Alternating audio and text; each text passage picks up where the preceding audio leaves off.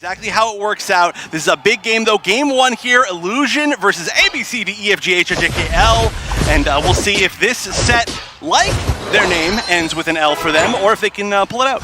Okay, so Klaus is going to bring the Inteleon into the central area and actually elect for Mew to join the attacker spot. Now, one thing that we have seen A through L play when they are on this Absol is just a constant invade. If they think this Absol is better than their opponents, they will apply that pressure early and often. So I would expect to see Rekirr just really hit the pedal to the metal. Yeah, and really interesting, by the way, to see the well, this looks like already a KO, and also chat with the 50%. So this is a really torn decision for chat. Everybody sure to vote. Make sure that you get your opinion heard here. But yeah, the Sobble in the center area, that's really interesting. What do you think of that? It is strong, of course, Inteleon, one of the most powerful Pokemon. However, the reason you see it in the laning phase very often is just because its last hit secure is incredible. It makes you just win that path so often. And now because it's Mew versus Venusaur, we're seeing a bit more of an even matchup where Rekirr joins the fight, but oh my word, Creep getting that evolution, the invincibility frames, just dodging that fight, and now Rekirr caught in a very difficult spot. Russell locks them down and gets the KO, and borty will be knocked out. Max frees the Rock Tomb, and the Mew boosted auto good enough to start this fight off. Illusion starting this match off with a bang.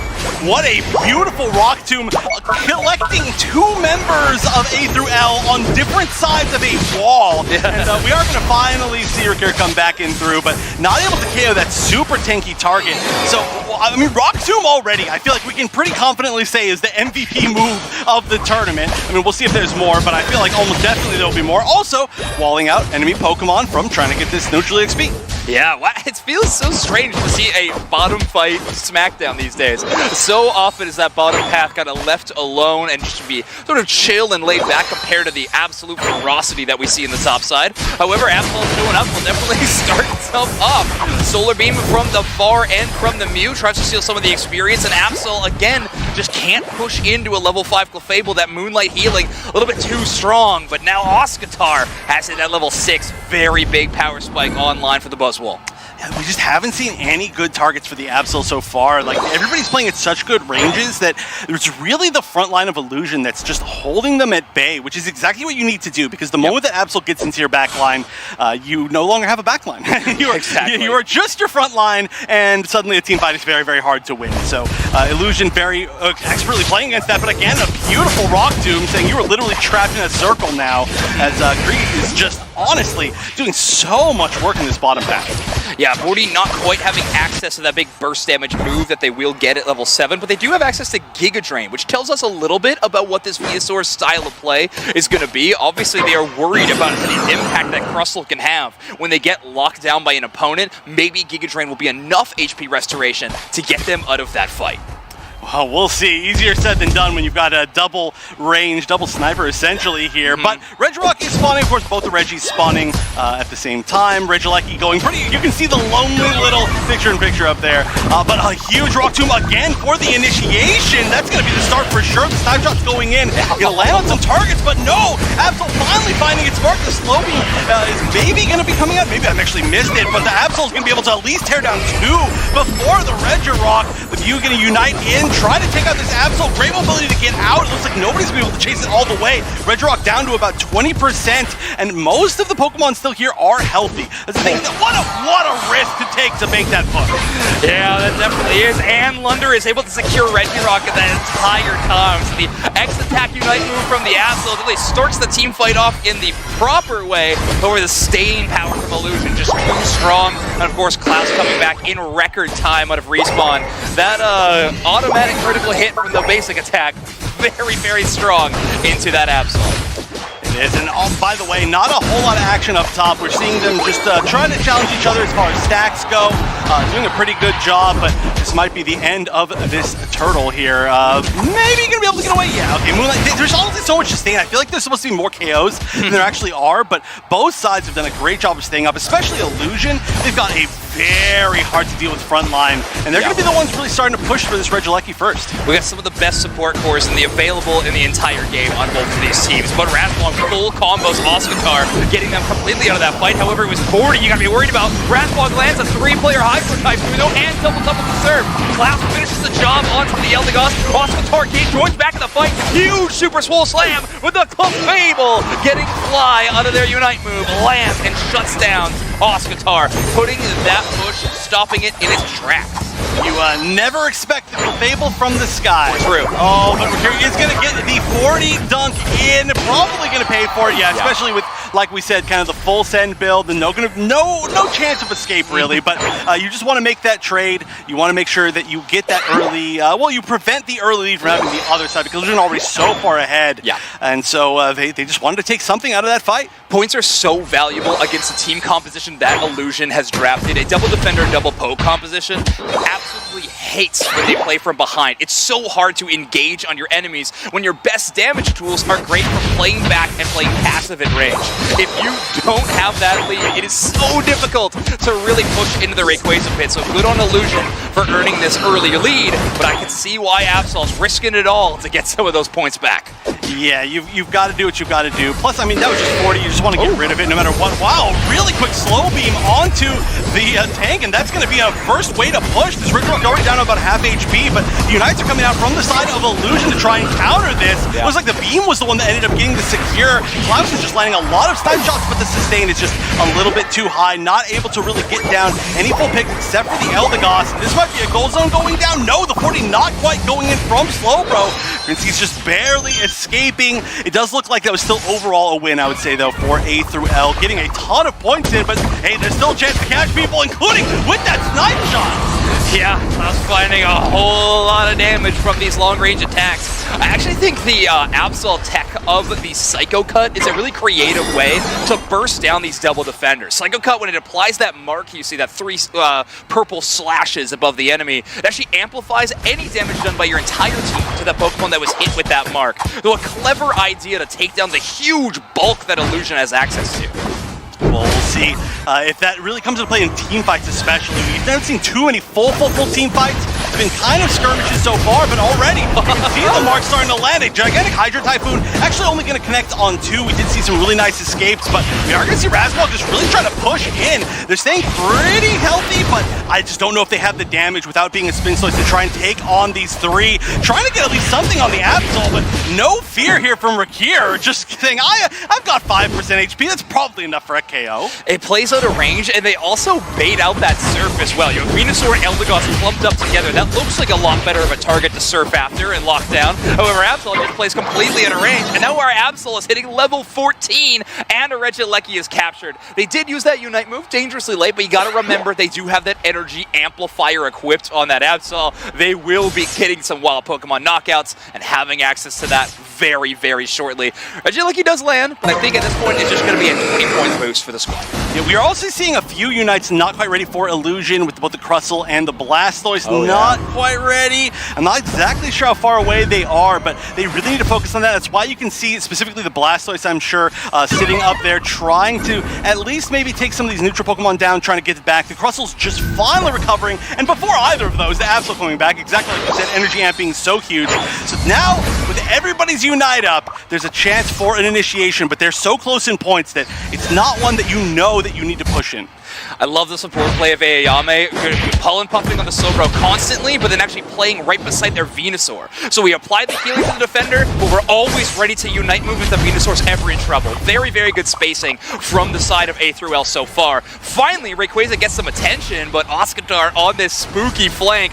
Illusion has to be wary of this, because if you allow a Buzzwole in for free, that's game over. And a player the caliber of Oskitar, they are a game-winning player, so you gotta worry about that lineup. I'm surprised we're not actually seeing just a poke comp win out here, but they're actually going to start, at least trying to maybe start a little bit of a bait. They do notice that Oskitar is trying to get the flank on them, and exactly like you said, you've got to make sure that does not happen. So great vision, the surf going in a big whiff, and the slow beam to cancel it. Make sure that there's potentially no Hydro Typhoon coming out, but no, the disengage means that there's still going to be a chance for that to pop off later with no slow beam, and now all the members of A through L just clumping together, but they're finding it a great range for them. The Hydro Typhoon does come out, manages to catch just 1, maybe 2 members, and now we're trading 2-1.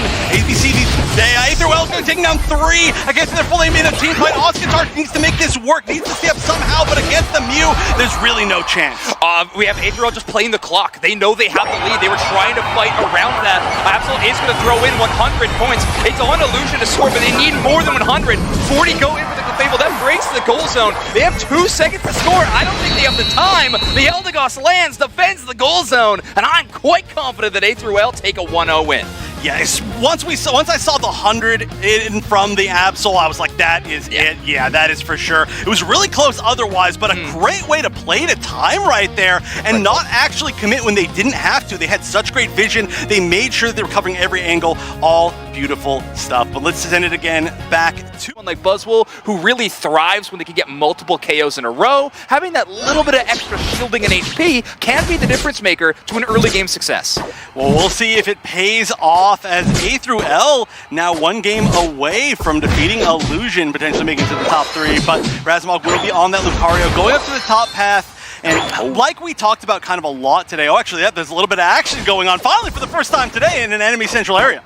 Yeah, Aeos just doing everything they can to try to prevent Klaus from getting to level 4. The reason this Leafeon has been so meta-dominating is its ability to get level 4 and join that top path fight with a Solar Blade, an incredible secure tool and a ton of damage before the fight can even really start. At 9:20, we already have a Leafeon clearing central and headed up the top. Yeah, with an invasion as well, so pretty good. Let's just say doing pretty well. Isn't able to get a KO, but is able to help control a lot of potential last hitting in this path. And whoa, yeah, the fact that now we're gonna have to see Buzzwole immediately kind of just back up to heal is gonna be a huge thing. I honestly think, though, shout out to Oskitar for getting that last hit, which means they will be level 5 for this first Swablu Altaria spawn. If Leafeon is able to take that KO, that's a different fight, but now we have Oskitar at 5. Rekr actually choosing the bottom path again. A really liking this rotation.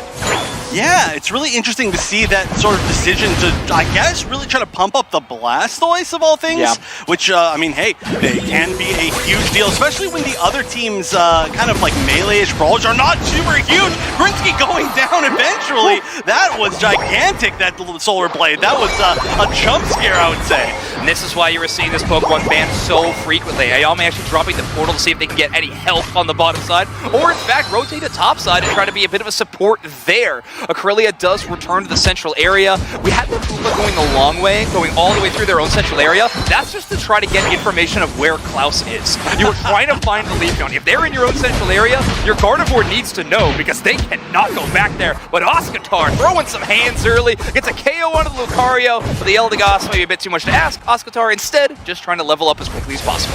I feel like we're about to hit this breaking point. Oh my goodness! You know what broke right there was the Leafeon. That was a very, very well-aimed place to move. But yeah, they were about to have a breaking point where I think the power spikes are going to be gigantic. And this is big, really going into the enemy central area, becoming a Gardevoir over there with the enemy experience. That's something that you really like. And oh, what a nice shot as well to not really initiate that fight, but to say, hey, you better back up. It's a great combo. I really like Moonblast. I know a lot of players favor that confusion for that extra chip damage that Gardevoir can get, that shred of the defenses as well. However, into a Leafeon, I think you'll take every stun you can get. And so Moonblast being equipped is really, really smart on this Gardevoir. However, this could be a defining team fight around this first Reggie, because we have so many Pokemon that if they get enough levels, they just get out of hand. It is a Regirock. That defense buff could be powerful in the hands of a Mr. Mime or a Blastoise. Ooh, and it is a guard swap.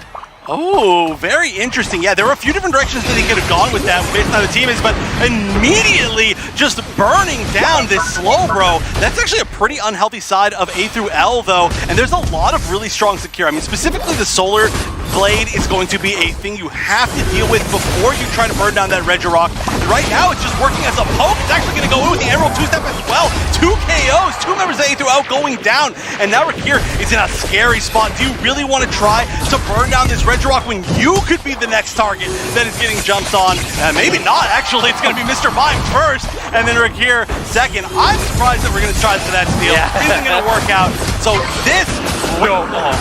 I genuinely thought the Hoopa got it with the portal. A great attempt from Ayame, but not going to find it. Sazuro instead on this Eldegoss, stealing it away. In fact, you will see a lot of supports will be taking these objectives. That may seem shocking, but in fact, in Pokemon Unite, support and defender Pokemon actually get a bonus amount of damage to wild Pokemon when at level 5 and level 10. So you do see some of these last hit secures go over to the support Pokemon quite often. Yeah, also sport players are just that good. It's true. Yeah, no, it's a requirement to be a pro sport player. But we'll see if any of the defenders or support can last hit this Regieleki, as this looks like to be the next target. We are going to see two technical defenders kind of down there doing their own thing. So 4v4 up top is immediately the spin is going to be starting the damage on this Regieleki. They're waiting for a big initiation, though. They do have the Hydro Typhoon, so you know that they're ready for that. The Aura Cannon, though, is going to immediately just chunk a huge amount of them. They are not going to quite be able to get that secure, though, as Blastoise is going to be taking down the Lucario and potentially this Gold Zone if they continue to push this in. Man, there's been so many exciting picks that I feel like I'm getting distracted in-game because of these plays. But what I'm getting distracted from is just how rock-solid Oskitar is. Yes, they are playing maybe one of the best Pokemon in our current metagame in this Buzzwole, but Oskitar is truly a phenomenal player. The last hit secure with the enemy Pokemon, you love to see, but look at this push. Razmog and Lunderu gets a work. Gardevoir Unite does really nothing. No one that they can take down quickly enough, and that is a big team fight win for Illusion. Let's see if they can translate it into a score push. And Glacial Stage came out as well. Seemed almost unnecessary. They're already winning the fight so well.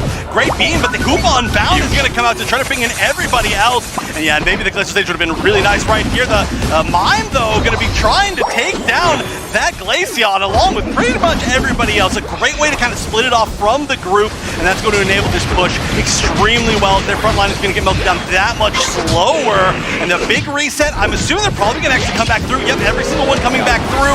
The dunks coming out from Oskitar. They're going to continue this fight. That Gold Zone's going down, and now we are in a threat of maybe getting like a half team wipe here, but most of the team kind of split up. You can actually see Illusion more on the right side than anything else. The Slow Beam coming out in a great follow-up as Illusion is starting to fight back. They could potentially have this as a turnaround, but the resets maybe a little bit too much. That is a huge amount of sustain. Yeah, so much damage, a lot of good experience earned, but all of that for only a scoreline of 104. And thanks to that Hoopa, Aetherell can actually rotate down towards this bot objective extremely quickly. Incredible map awareness from Ayame on this Hoopa, and in fact, they're actually hanging out around the top side too in case they want to make a quick dash to that Regieleki. That's the benefit of having both their goal zones up. But a Registeel, this is so important for these teams to focus on headed into Rayquaza. Right, this is going to be the last one. Oh, and the Unite is gigantic. Two big Unites actually coming out from A through L. And that's going to wipe out 3 members of Illusion. The Hydro Typhoon and the Fairy Singularity, both as a combo. I mean, if you can get like multiple with either of those, it could be a team wipe. But together, that is just a, well, I would call it a goal line at this point. Yeah, they're going to be translating into a very large score lead. However, Razmog is able to dunk 50 in that top goal zone, and it breaks it. With that second dunk of 5, they're able to slow down the rotation. Incredible job from Razmog. They think of that very, very quickly, and now they have a great head start on the Regieleki. Ayame, the only one even in contention to steal Portal too early, and Lunderu is going to grab that Regieleki, capture it, and send it down lane. Now there is just about 25 seconds left before Rayquaza spawns. There's going to be plenty of time, but they are going to have to deal with the Regieleki, unfortunately, for A through L. And you can see there's actually 100% of the wild Pokemon spawns are still up on the side of Illusion, but they're not going for that. They're actually trying to stop the rotations by taking on this other Tier 1 goal zone. And at 209, this fight could mean everything. A great escape from Oskitar. Trying to get back in the portal, that was almost a huge mistake as the Aura Cannon almost got the KO at the 2-minute mark, but now they are without that for sure for the Rayquaza fight. Oh, super luck was on Absol, not on Oskitar last I checked. But Razmog takes a ton of damage from that stun. They're able to make it back rather quickly though, with SadRekirr restoring them to full HP. Blastoise locked in place, the slow beam used on them. Oskitar takes the engage, no Unite move drop from them. They don't have access to it right now. Ayame stunning so many targets, trying to focus on Klaus, and they are going to get the KO. The support core locked onto the hyper carry of Klaus to take them down, and Slow Growth next. SadRekirr whips the Gardevoir Unite move. There is Singularity takes absolutely no one, but now they're able to reset thanks to that portal. No focus on Ayame means that Hoopa's been able to free fire. And now there's still one gigantic Unite left. Oh my goodness, that's huge actually to just win the numbers advantage. But it's the Hydro Typhoon that's available. And if they are going to get any sort of team wipe here, it's going to be off the back of that. Nobody else in the game has their Unite. There is going to be a big regroup here, and the scoreline is so close. At 1 minute left, a 7-point difference. It says it's a close battle. I don't know if these teams really know whether or not they should be the ones pushing. I feel like this may not come down to a Rayquaza fight. We might just try to see some sort sort of back caps. As you can see, a lot of defense on that tier 1 goes down on bottom. That's a juicy target. Klaus does have Unite move. The Emerald 2-step can basically delete a single target if Crinski or Ayame aren't watching too closely. They're chasing on that portal. Now the rip has begun. Rayquaza already down to half HP. They gotta watch out for that power-up punch. Oskitar knows that, but it's a Gardevoir that secures it despite it all. A Unite move used after the fact for just baiting the wall. And Oskitar throwing some damage. Now Lunderu goes down. The spin to win Blastoise continues. And borty cruises through an A through L with a Rayquaza secure and a huge push. And I mean, there's a little bit of scoring from the other direction, but I don't feel like there's any chance it's enough. All the shields still up, all the goals going in.